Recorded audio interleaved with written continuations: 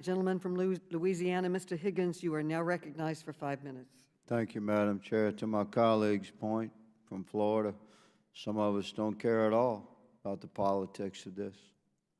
Some of us don't even like politicians. We have our own core principles. We make no apologies for those principles. I'm the seventh of 8 children. I have 6 sisters and 1 brother. We were greatly outnumbered. I was raised as a Southern gentleman in a Catholic family. I support life from conception to natural death, and I make no apologies for that. This is a deeply divisive issue in America because it's a deeply personal concern. On May the 1st of 1990, my daughter Daniela was born. I recall when my wife realized she was pregnant, the joy that we felt. It wasn't long, just a few months later, that Daniela was born by emergency C-section. Almost 3 months early, she weighed 1.5 pounds. My wife and I devoted ourselves as best we could to our daughter, struggling there for life for many months.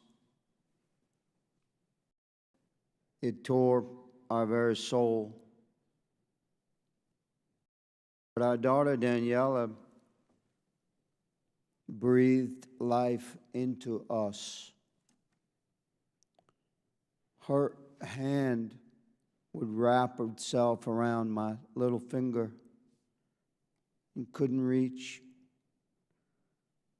She touched every life that she gazed upon. She had a particular calmness of spirit,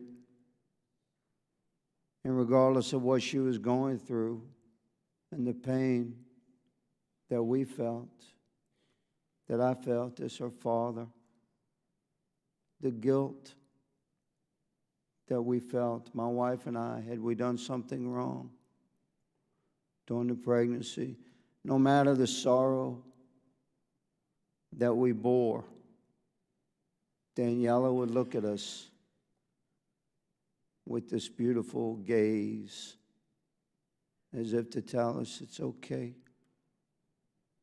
Everything's going to be all right. We weren't sure what that meant.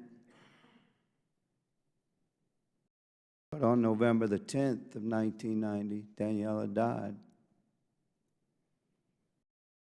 Having touched hundreds of lives with her little soul.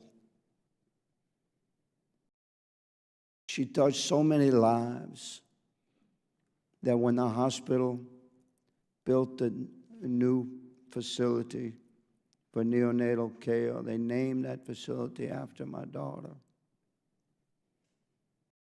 So America does know that this is a conflicting issue, I say respectfully to my colleagues across the aisle. But America knows that life is more than flesh.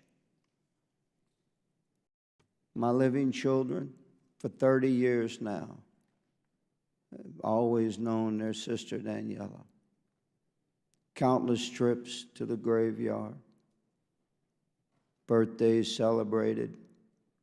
Every Christmas, Daniela's stocking hangs upon the mantle with the others.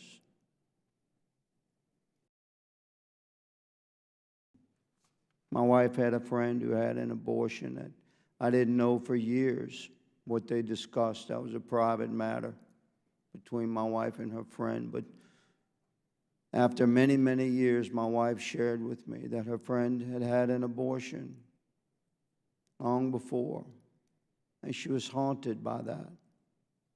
She would have nightmares of little hands, tiny little hands, and I was familiar with those tiny little hands, because my own daughters would wrap around my finger just barely.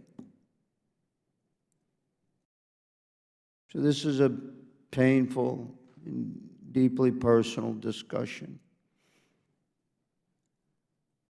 I'm hopeful that my colleagues will communicate across the aisle.